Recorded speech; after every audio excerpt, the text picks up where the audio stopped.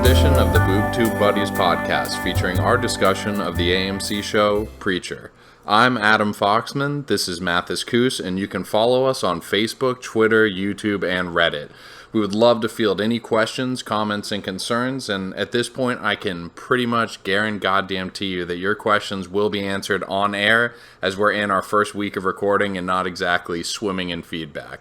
Speaking of which, please rate us on iTunes. This is the number one way that you can support our show, and we'd really appreciate it. So here we are to discuss the episode 101, because last episode was the pilot, 100. It's directed by Evan Goldberg and Seth Rogen, and it's entitled C. How you doing tonight, Mathis? I am doing fantastic, and that was incredibly well put together and professional. Yeah, I'm glad that you like that. I tried to put on my best radio voice for it, too. Yeah, I'm sure all of our audience members now are coupling that with the newscaster hair we described last episode. Tee. All right, let's go ahead and dive into it, man. So I gotta say, like, the more I'm watching of this show, the more I'm like completely into it and super excited that this is the show that we chose for our first podcast. Yeah, I'm on the same wavelength. I'm really having a good time. I thought last episode was a lot of fun, and the more I get into it, it's very different from the comic, but it's still just so much fun and so unique on its own that I'm really digging it. Agreed. It's got that zaniness, and there's like a lot of moments that just make me laugh at the ridiculousness. Yeah. But there actually is like some decent drama to it and some serious like oh shit moments. Absolutely, yeah. They're doing a nice balancing act between the two. The tone of the show kind of flips on a dime sometimes. Yeah, it really does. Like, one moment you'll be laughing, the next moment just, like, feeling really sad for a character. And, yeah, they really do balance it all out very well. And honestly, I'm really, really loving all of the music that they use. What they have now kind of settled into as you move forward out of the first episode or two as the intro, I think is, like, a really cool introduction. Don't you think? Yeah, it's kind of like a, country western rock and roll gospel mix. It's pretty interesting. I really like the what they settled on, because at first you weren't sure what the actual theme song was or if there was one. Well, yeah, because we discussed that a little bit, and but yeah, no, it definitely seems like they I guess for the first couple episodes, especially the pilot, you're not really settled into that kind of thing. But yeah, I'm really enjoying that so far. But okay, so this episode starts off and you're not in modern times. You're in Texas, 1881. Starts off on this sick girl in this old rickety cabin. Old guy with straggly long hair. It comes in, and obviously he's her father or something. I mean, I guess they don't really explain that, do they? Yeah, I didn't get any kind of clear connection other than he obviously was upset and cared. Yeah, okay, but the gist, I mean, what you probably are led to believe is that he's the father, this is the daughter, and then the wife's there too. She's sick, so he's got to set out to town to get some medicine. Has 2 or 3 days. The wife says, stick to your own affairs and get back quickly. Yeah. Obviously, shit goes down. But I again, talking about the sound, I love the horns that we're playing when he's riding across the plains. Like, they're like super ominous sounding. Yeah, it was a pretty sweet touch. Yeah, like the French horns just blasting. I thought that was pretty awesome. He ends up seeing a family that has like the covered wagons and stuff like that. And you can tell that this dude isn't really much of a talker. No, he's not. There's this the father, had a household member of this other family who continues to try to talk and wax poetical to him, and he does not give a shit. Yeah, he's the guy says something along the lines of, you're not one for talking too much, are you, mister? And he says, that's fine, words are cheap, or something along those lines. And it's just funny because the guy is talking a mile and then talking about how words are cheap. But anyway, so then let's see, he in the next scene after that, he's riding by himself, and he's riding into a town where the sign says it looks like it says Ratwater. I thought I heard somebody pronounce it Ratwater at some point. I don't recall.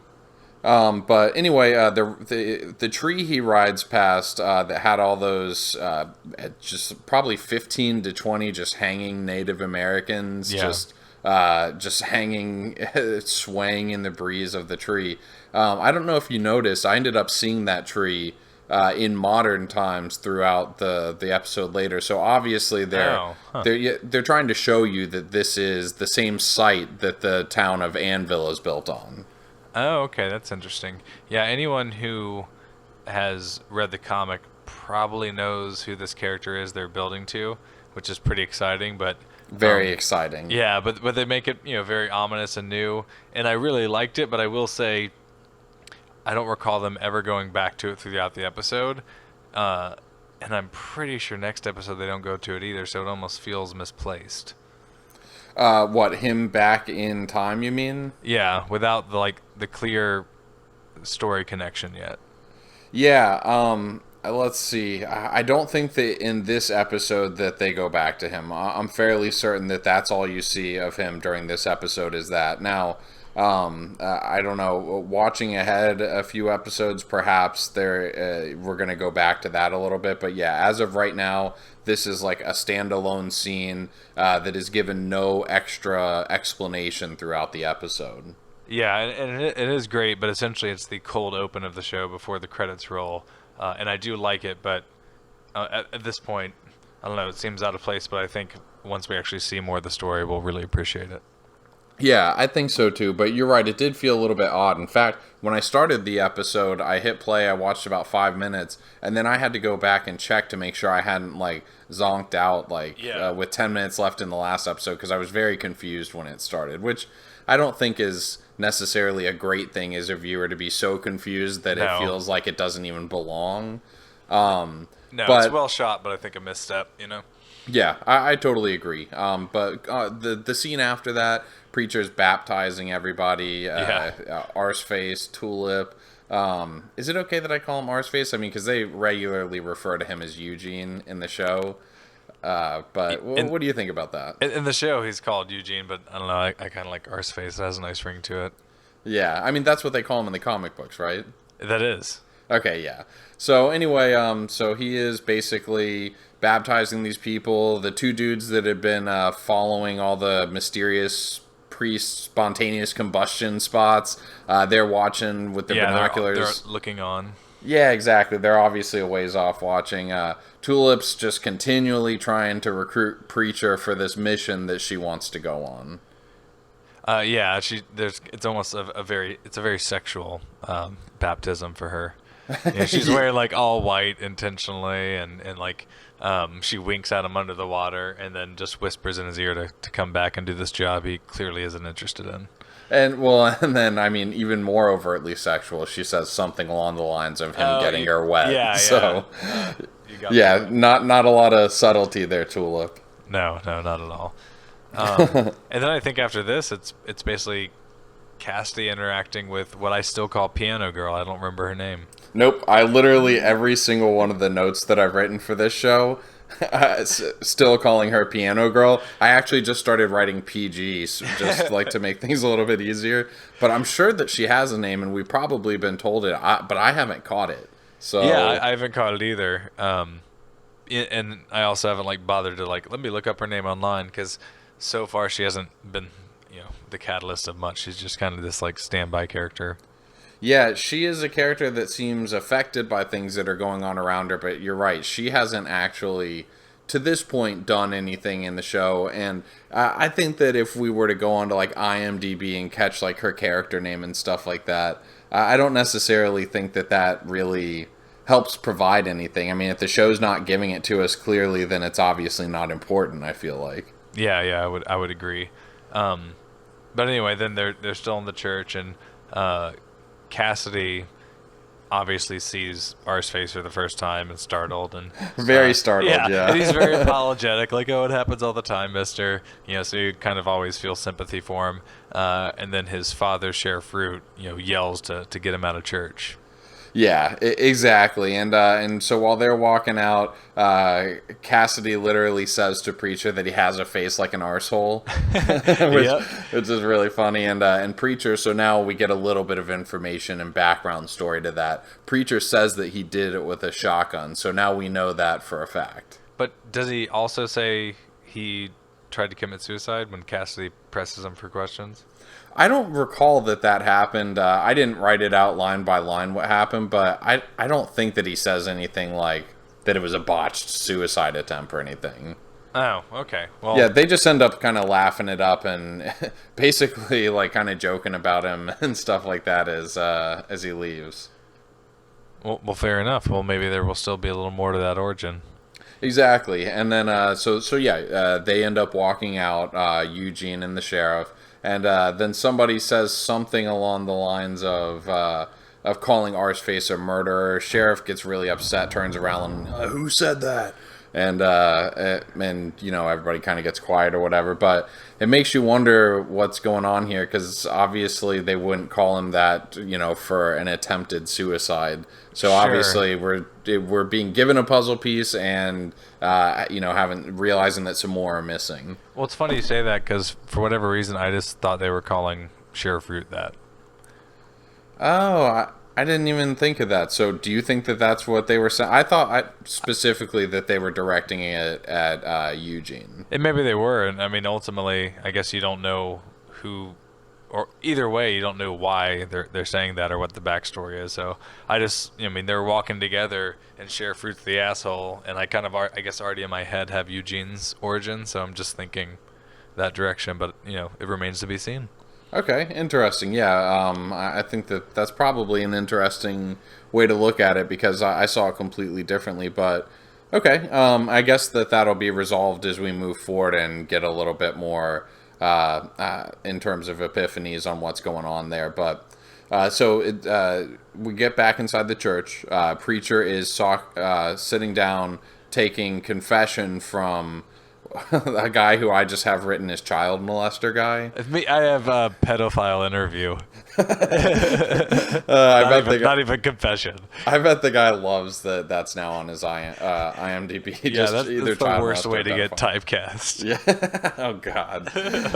But yeah, so he's sitting there talking about these uncontrollable urges, and this little girl that sits on the bus behind him talks about how attracted he is to her. Preacher, you can tell that. I mean, he is just doing everything he can to stifle the rage that he's feeling. He is telling him, like, you cannot act on this. Child molester guy says that he won't, but you can tell, like, there's this he stare. Says, he's like, oh, I tell you, I was this close the other day. Yeah. Like, he makes it very obvious that it's imminent at this point, it seems. That's right. That's exactly right. That it's something that is a danger to happen, but Preacher basically, isn't going to do anything about it right now. He's taking the confession and he's doing what he can to. The guy continues to mention, like, okay, now this is not something that you can mention to anybody else. So, because this is confessional. So, you he wants to make sure he's not going to go to the police. Yeah, that's exactly right. Essentially. I did just look up his name on IMDb, and it's actually Chester Molester. No, it's not. No, of course it's not. Nice. Nice job. He did have this. This is another scene where Preacher used that super long stare, but this one just felt like pure rage because the guy was a pedophile. It did, because you could actually hear, like, the sound was turning into kind of like a high pitched whining whistle sound in his head, sort of like the sound that my mic was making all last week while we were recording. Wah wah. That's so good. Okay, so next scene we get Rorschach, and he's talking to. Oh wait, I have him written down as Rorschach. But so Jackie Earle Haley, who oddly enough we're just now talking about pedophiles. One of my favorite movies of his is called Little Children, in which he is a pedophile. There's a lot of other things going on, but it's just like pedorama this episode. Oh my God, who knew? I only know him as Rorschach, which is another great performance. Yeah, his name you find out later on, I think, in this episode, right? He's Quincannon. Is that right? Mr. Quincannon? Yeah, Quincannon or Quincannon of Quincannon Power. Yeah, exactly. So they're basically talking to this family about buying their house. He seems really out of it. Like, he's losing his train of thought as he's going. Like, he seems he does not give him much mind. Yeah. So anyway, they get the signatures, and it seems like 2 seconds after they're walking out of the room, the house is already being demolished, and And so during this scene, Donnie, who is the character during the first episode that got his ass beat by Preacher, made the funny sound like a rabbit in a bear trap or something like that. Yeah, bunny in a bear trap. Yeah, so he's like, you can tell that Quincannon's getting a little frustrated with him because of his cast. He can't like hold this the pen and the paper and stuff like that. He's dropping everything. And so he walks out, and you can tell that he's just bubbling with rage. He gets in the van, Donnie does, he's in the passenger seat, and just starts smashing the head of the guy who's in the driver's seat into the wheel until he breaks his nose. Making him bleed everywhere. Exactly, yeah. So obviously Donnie is, that rage that we saw in the first episode continues to go unchecked. Yeah, he's a pretty big douche. Yeah, exactly. But the funny thing is like, you can tell the guys in the back absolutely fear him because he looks back at them after he breaks this dude's nose and none of them will meet his gaze. But inside of the house, you can tell that he is definitely the subordinate of Quincannon and, you know, very subservient to him. Yeah, he definitely overcompensates for being mistreated. That's exactly right. So, anything else to talk about with this scene? There wasn't too much to it. No, I don't think so. I mean, there's another. I think they interact. They continue to interact. I don't know if it's in this episode or not, but they're just kind of setting that that's a relationship. Yeah, exactly. So, let's see. A little bit later on, we're talking. Preacher sees the pedophile bus.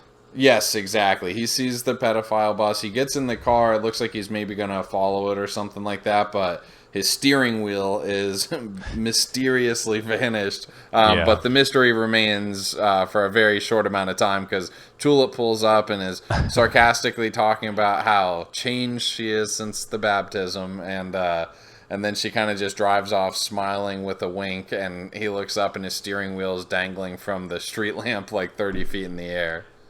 Yeah, she's quite the prankster. I would be super fucking annoyed. Yeah, I honestly, I thought that was too far, Tulip. I thought that she really crossed the line there. Yeah, I mean, she did make that line about, I will teach you to hate me, so, I mean, she's doing a good job. That's true. Kind of doing like the annoying older sister routine, kind of. Yeah, but that makes it real weird.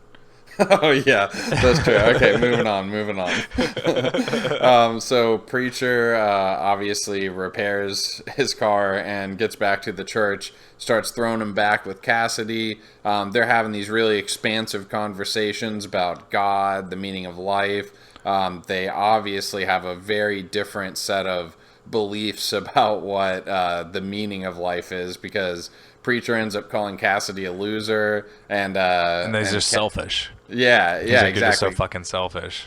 But Cassidy, ends up saying there's literally nothing worse than being boring, which is basically what Preacher calls his life. Yeah, and he, he obviously takes issue with that. Yes, he does. And one little tidbit that I found interesting here is that Cassidy wonders who taught Preacher to fight, like he saw him fight in the bar. Yeah. And asks if it was his father, and Preacher says no, someone else. I just feel like it was Tulip. You think so? Yeah, Tulip's like a total badass, and he keeps trying to drag him back into that life. So I'm like, maybe she's what turned him bad. See, in my head, they were like proteges and maybe had somebody else that was their sensei. You know what I mean? Okay. Yeah. But like I mean, I could be wrong, but that was the way that I felt about it. Like in Kill Bill, Padme, with the long white Fu Manchu beard. Yeah, exactly. That is exactly right. I see somebody else as being their Bill, and they are kind of like were the sort of disciples. Well, I'm down for either. Okay. The what's it called? I think it said Jesus free with store purchase on the sign. They keep changing that sign and cutting to it outside I the church. missed that one. Damn it. I'd been writing them down too so we could catch them each time. So wait, what did it say? Jesus free with store purchase. Yeah, there's a lot of good ones. I've been writing them down, even reading on some of the episodes ahead. I've been writing some show notes out, and I've been trying to get it every time. I guess I missed that one. Yeah, but anyway, they talk about his mysterious fighting ability and who taught him. But then Jesse catches on that Cassidy just has some ultimate vampire liquor. Yeah, exactly. In fact, speaking of vampire, Cassidy actually tells him that he's a 119-year-old vampire And from he laughs Dublin. him. Yeah, Yeah. he just laughs like he doesn't I think that forgot that's about true. that. He also, Cassidy says that The Big Lebowski is overrated. That was a pretty funny line, I thought. And as someone that's been around since, like, you kind of saw that whole journey and were just objective to it, I guess it might make sense. Yeah, yeah, I guess that's true. Now, I personally like The Big Lebowski a I little do bit, too, but but I remember, getting into those directors and us liking it. And then I just remember, like, 5, 6 years later, there being shirts and Hot Topic and everywhere else. oh god, yeah, like it becomes like the cool hipster thing to like. Yeah, so, now the only cool thing we can do to kind of reclaim that is say it's overrated. Yeah, so Preacher takes this stuff that Cassidy have. Cassidy warns him not to drink it. Preacher says, I like The Big Lebowski, by the way. Takes a huge swig and then just Yeah. passes out cold. And Cassidy says, no, that's a shite film. Yeah, that's a good way to end it. Yeah, so I thought that was pretty good. But then, Cassidy goes off and does something else. Apparently goes on, I don't know, a trip to go get some drugs or snacks or something. And this is the episode where Rusty Cage, covered by Johnny Cash, plays. Oh, okay, I gotcha. guess I had made You it this skipped far ahead. into the next episode, and then when I was... So they just love Johnny Cash because they have him in each episode so far. Huh. Yeah, I guess that. Yeah, that definitely did play. It was it during this scene right here? Right around here, I have it written down. I think it is. Gotcha. Okay. Well, it certainly cuts out by the point that the music box part happens. But basically, the guys that had been watching Preacher, they come into the church. They got this trunk full of what looked like strange relics from another time, Oh, just they're so trinkets. cool. Yeah. So Cassidy's gone, but Preacher's just passed out on the ground. These guys are over him. They're setting up all this stuff. They're putting together these weird-looking machines. They set a coffee tin on Preacher's chest, and then the one guy starts cranking what turns out to be a music box. And the it's so the funny other this dude guy starts sings this singing. song. Do you remember it by chance? I don't, but it was just so... I don't know. It was just so weird and ominous and deep and dark. Dun, dun, dun, dun, dun, dun, dun. It was very strange. Like it really caught me off guard. From everything else we've seen in the show, the tone was just. I felt like I'd been transported into Penny Dreadful for a moment. Is what it felt like. Yeah, it was definitely very. It took me out of the show for a second, but then just the weirdness of the technology, and then you kind of realize they're trying to get something out of Preacher's stomach, and then you're like, oh, the stuff from outer space. Exactly. You start to accept it because not much of the show has been normal. Exactly. Yeah, because that's the thing at this point is like you're just starting to venture into the weird a little bit. So it doesn't work. Whatever they're doing, it doesn't work. They have this knowing glance, and then the tall, super bizarre guy goes over and just grabs the chainsaw. I guess it's Plan B time. Yeah. But then Cassidy comes Yeah, in. luckily, as they're about to cut open, the preacher, Jesse Custer, Cassidy bursts in there and is super pissed because, it's obvious he thinks they're after him and, vampire hunters or something like he encountered last episode on the plane. Yes, and just hats off to them. The choreography in these fight scenes is really It's good. great.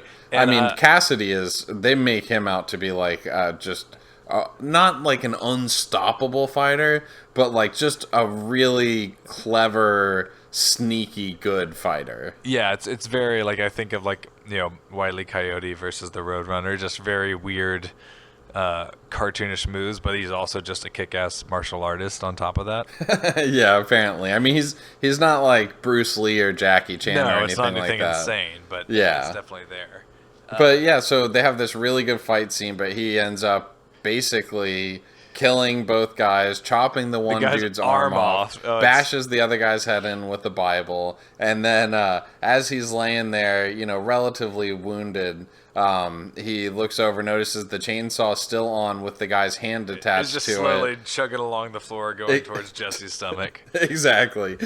So he's like slipping and crawling through the blood, trying to get there in time. He does. Yeah, he gets there before Preacher gets torn asunder. And so basically then he just kind of sits back and he just realizes, oh shit, like I've got some cleaning up to do. Yeah, it was quite the mess they made. There's blood everywhere. Have you seen Ash vs. the Evil Dead, the TV show? No, I haven't seen that yet. Well, I mean, they do a good job with the budget they have of doing similar stuff to the movies, but this felt like a scene out of that, especially with the chainsaw, because it's just over the top. It's fun. It's not too serious or disturbing, but there's just blood all over the wall. Yeah, it was an awesome scene, and just like the calm afterwards is kind of funny. Like you're sitting in like this was supposed to be like this just holy place, basically. It's a church, and it's just like gore and blood all over the place, and him just sitting there realizing like, shite. Yeah, and then like I think it has a cut of him with cleaning supplies and like a rolled up rug, and it's apparently all done. Yeah, exactly. Well, actually, I think that it cuts away from that scene for a minute. It gives you just a quick little scene with Tulip gambling at the whorehouse. She beats the guy who got his nose broken by Donnie. Yeah.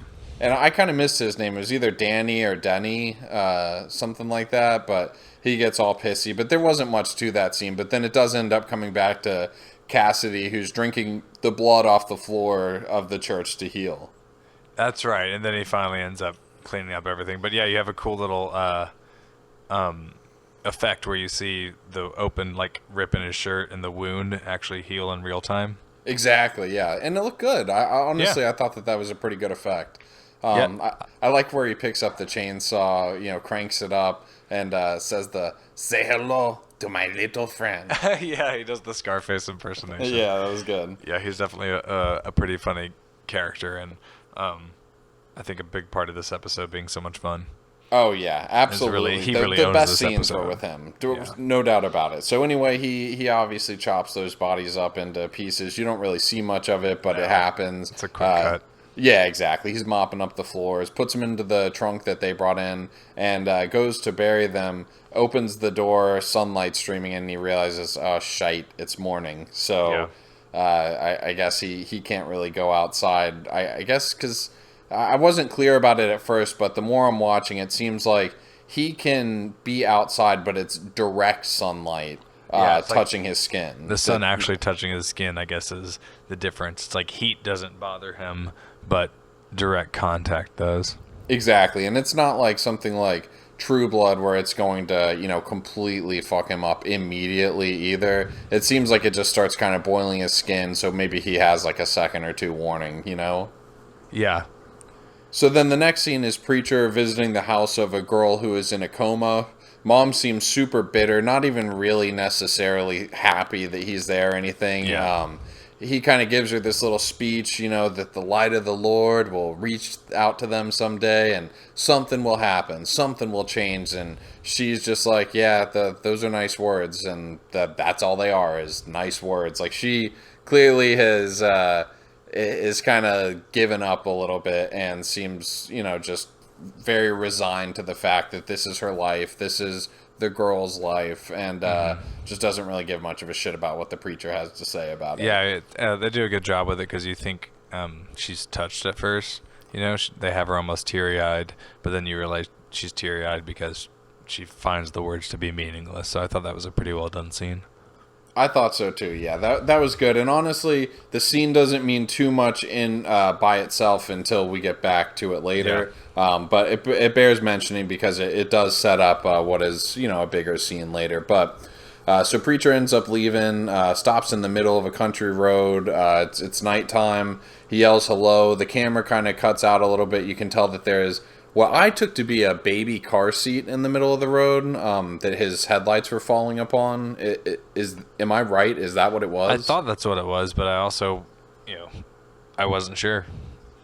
Weird thing to be in the middle someone of the road. ends up sticking him in the neck with a needle, and they had like some burst of sound when it happened, like strings or horns or something playing that made me like fucking jump. Like I don't know why, but it really got me. It made me jump too, but I for whatever reason I just thought it was a taser or something, and I think it was because of the jabbing motion and then all the loud sound. Oh yeah. Well, whatever the sound was definitely. I jumped. Yeah, exactly. But it was some sort of audio that was piped in. But yeah, I don't know what it was. Either way, it knocks him out. He wakes up all groggy, tied to a chair, chain around his leg, and then somebody walks in with a strange mask. And there's not a lot of, it doesn't keep you in suspense for very long here. It's Tulip. She starts being a funny little guy, telling him about the map that she's found for Danny, that Danny's going to trade them information for it, and just continues to allude to Preacher denying his true and violent nature. Yeah, I mean, she does not want to let off of him. She really wants him to do this job. At this point, you're almost annoyed by it. Like, he said no. Can't you just leave him alone? Yeah, definitely. And speaking of no means no, she then straddles him, says that she's going to stay around, continue to ask for him to join her on this job until he ends up doing it. She leaves and says, yeah, you're welcome to go. And then she kicks the chain, and then he realizes that it wasn't actually attached to anything, so he really could have gone whenever he wanted to. Yeah, that was a little slap in the face. That was a nice little touch. Exactly. So then next scene's him actually still working on that chain a little bit, just trying to actually get the part off of his leg with he's got the saw. And then in walks Arseface. Yeah, and so they have a little dialogue, and ultimately he is lost. He's been baptized. He's trying to.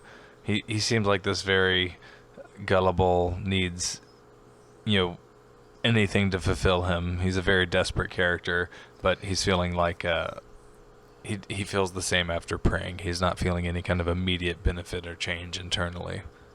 Yeah, that's exactly right. What he says is something to the effect of, no matter how hard he tries, that he always stays the same. He just stays the same. And you can tell by the look on Preacher's face that he is feeling that that's a sentiment that is echoed within himself as well. Yeah, and he gave a nice speech the last time he was showing doubts and said, the point of God being there is to ask him for help.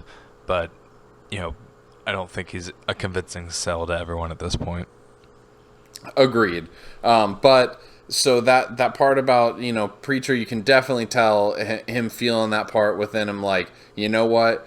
Fuck it, you're right. You can't change your true nature. So it shows him then he's walking purposefully towards a house. I mean, like he is walking like a man on a mission, grabs a flag out of the front yard, wraps it around his fist without breaking stride, punches through the door, unlocks it from the inside, enters the house. Pedo house. And it's Pedo House, yeah. You don't know that at first. You don't know what's going on, but quickly he walks into the bathroom, and Pedo guy's there. So, what did you think of this scene? I really liked it. I mean, you kind of have this conflicting opinions throughout, where this guy is obviously a creep, but he hasn't actually done anything as far as you can tell.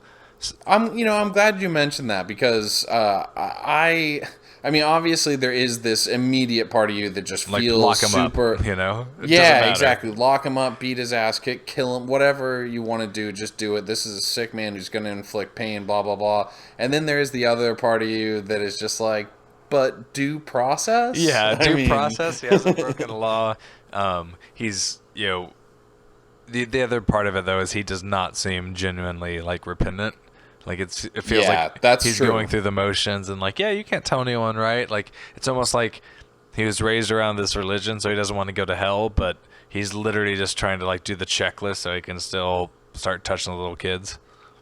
Yeah, I mean, you're absolutely right, and he was going to do something, but I did I'm glad that you mentioned that, because I had that nagging little voice in the back of my head. I didn't even know if it was necessarily worth mentioning on here, but since you felt that a little bit too, I'm glad you said it. But either way, Preacher sucker punches the shit out of him, and then basically starts running the water. The guy's talking a mile a minute, about different things. Preacher's rolling up his sleeves, not saying anything, and then basically semi-drowns, semi-baptizes him in the bathtub. Yeah, and he basically fills it with hot water because you can just see the steam scalding hot rising. Yeah, definitely. So a little more than just the baptisms that everyone else in the episode experienced. He's screaming, essentially torturing the guy, and just kind of snaps on him for actually a short amount of time. Then he kind of comes to. I thought he was going to drown him to death, actually, Yeah. for just a second until he starts yelling. What is it that he's yelling at him? Forget her. Yeah, right? forget her. And then eventually, like, he uses, this power that we're not 100% on how it works and says, forget her. And then the guy immediately becomes but amnesiac. the way that he bellows it, too, like the, forget her! Yeah, they have, like, the voice pitch shifted down and very godlike whenever the voice is being used. Exactly, Some yes. gravitas. So, yeah. So the pedo guy just completely forgets who she is, and then you can see him just like kind of like, wait, what the fuck are you doing here, preacher? Yeah. Well, you shouldn't be here. Why are you in my house? And then You can't walk in my house and then turn on the tub. That's my favorite line. Yeah, I love that. That's it. That's what he's upset about. Not like the part where his nose is bleeding and he just got punched in the face. But you can't turn on my tub. It's like I expect to be beaten. I'm a pedophile, but turn on my tub. That's where I draw the line. Water's expensive in Annville, Texas. But anyway, so yeah, he completely forgets. Preacher asks about the girl, and child molester guy does not remember her at all. And I literally have CM written at this point because I call him child molester guy so many times. But he's screaming about him messing with his brain and stuff, and preacher ends up walking out. I honestly really love the scene, because I did have the small little part of me that thought, well, that's not totally right, but at the same time, I mean, it's what pretty much any of us would like to do, if we lived in like a feudal system and like that's how justice would be dealt out, Yeah, I mean, I think all of us find it terrifying to be able to be arrested for like crimes you didn't commit, but we also aren't expecting that people are going around and confessing what they want to do to cops, because otherwise you'd think, oh yeah, you definitely should have locked him up before this happened. That's true, and it's also not like this is Minority Report or something either. They're not like preventing future crime. Yeah, they're not precogs. That's like he did. Not only did he confess that he was feeling this way, he confessed, like you said, he that almost he was very close to talk. Yeah, exactly, and like you can just tell that he, like you said, is truly unrepentant, and that this is just something that he is going to destroy this young girl's life at some point, and possibly more people in the future if he's not caught. Absolutely, yeah. You get, you don't feel in this moment that preacher did the wrong thing. Let's put it that way. When it's all said. Okay, done. so the next scene, that tree that I was telling you about, where all the yes, exactly. The very next scene is that tree at nighttime, and Cassidy is underneath it burying bodies. Okay. The bodies of the guys that he chopped up and put in the trunk. Yeah. And I actually, in rewatching it, noticed that there's a scene earlier on in this episode, just briefly, nothing really happens, but Preacher is sitting underneath that tree too. So they're really... The funny thing is, I didn't catch it at all the first time that I watched the episode, but in rewatching it, it's like was very clear to me that they're trying to show you that the guy with the scraggly hair that was trying to get the medicine, that this is clearly the same spot, basically, just 130, 40 years earlier. Gotcha. So like that's the one connection, is that you may not understand who this character is, but this is Annville. Exactly. They're giving you just one cue. Exactly, one visual cue to show you that that's the case without making it too on the nose. Obviously, because neither one of us seemed to have caught it on the first time, but on the second time, and especially once I noticed and was looking at it a little bit more, it became very obvious. So, the last scene is the preacher comes back to the girl's house that was in the coma. The mother, I mean, can just barely contain the eye rolling at this point. Yeah. Like, it's obviously, it seems like it's early in the morning. She's like, put on a cup of joe, like, and then, you can get the fuck out of here as quickly as possible. But preacher goes in, talks to the unconscious girl, and finally says, "Open your eyes." And she does, and fade to black. The episode ends. Yeah, so what did you think overall of the episode? I thought that it was awesome, man. You never really know after watching a pilot what you're in for, because the pilot is used to sell the show a little bit, to get the money for the rest of a season. Exactly. So episode 2 is usually where you kind of get a little bit more of the general cadence of what the show is going to be like, and I just thought it was fucking awesome. Like it really got me. And honestly, the true test of it is that I watched it 3 times over this last week, and I liked it every single time. And I'm not one of those people that can go back and watch shows a bunch of times, but I just kept finding more and more little things with it, and it's just awesome. And Cassidy is a great character. The way that they do his fight scenes is so awesome. The comedy paired with like the seriousness, like that juxtaposition around the whole thing. It just, you never know what you're going to get from scene to scene. What did you think of the episode as a whole? I really enjoyed it overall. Like I said, my only real complaints were not much of a connection going on with that first story, but I think it's going to be minor, and in the context of the season, it doesn't matter. And then the only other thing is, like, you want Violet to let this job go, but otherwise, I couldn't agree more. It's a blast. They do a really, really good job. You meant of Tulip, balance. right? Yeah, they really do a good job of balancing the different tones. So overall, it's very comedic. It's fun. It's over the top. But then they have, the kind of serious, disturbing, dramatic moments, whether it's like the domestic abuse last episode or the child abuse this episode, and they are able to switch those tones and do a really good job of it. So I'm very excited to continue watching. They do a good job of really taking you for the roller coaster ride, as opposed to the show just doing it and you kind of checking out. Like, I'm feeling all the different things that they're trying to give you between, the sorrow of different parts and like the sadness of the things with R's face. Mm-hmm. But at the same time of, like, you feeling sorry for him, I still laughed when Cassidy had his reaction to him. Like, I thought that they're doing a really good job, and I'm just could not be more pleased that this was the show we ended up settling on, because I'm looking forward to watching this show, but season after season, wherever it takes us. Sure, and it is renewed as of this point, so it is getting a second season. I saw that. So that's exciting. That's awesome. Yeah, that is really cool. But anything else for this one? No, I think that wraps it. I think we're a little better on time and a little more engaging, and I think it was certainly the audio quality. Yeah, and it was a great episode overall. I had a great time, and I'm ready to do the next one.